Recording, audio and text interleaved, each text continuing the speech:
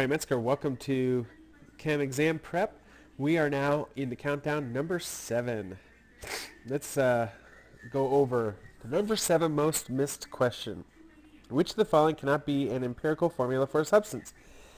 So why don't you pause the video now, make your selection, see if you can't figure out the correct answer. All right, welcome back. So let's see what is the correct answer for this question. It's A. Hydrogen peroxide, H2O2, cannot be the empirical formula. So what did students select?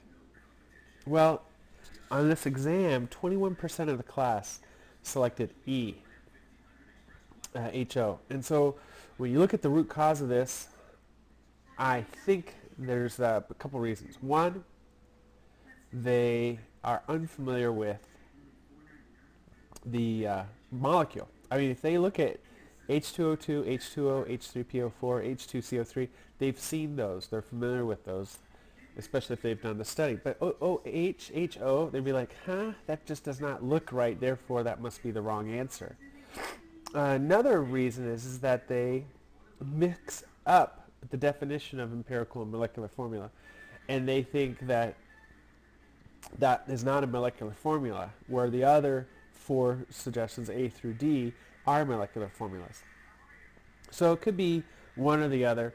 I don't know, but it's definitely a glaring fact that only 68% of the exam takers were able to understand that H2O2 is not an empirical formula.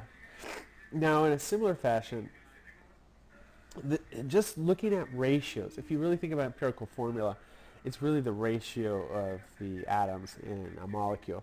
In the case of this question, ammonium sulfate has the formula, NH42SO4, was the ratio of nitrogen atoms to oxygen atoms in this compound.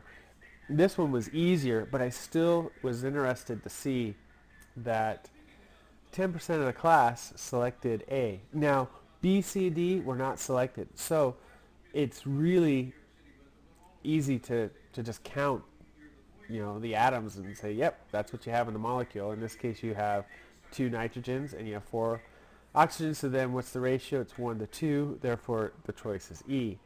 But if you just look at the subscripts and you just say, well, you have 2 ammonias to 1 SO4, so it's sort of 2 of those versus 1 of the other one, that's the only way I can think that they would select A. But in a way, you can see how just understanding ratios and understanding empirical formula and understanding what is the ratio of nitrogen to oxygen or carbon to hydrogen and other questions, that's what we have to figure out.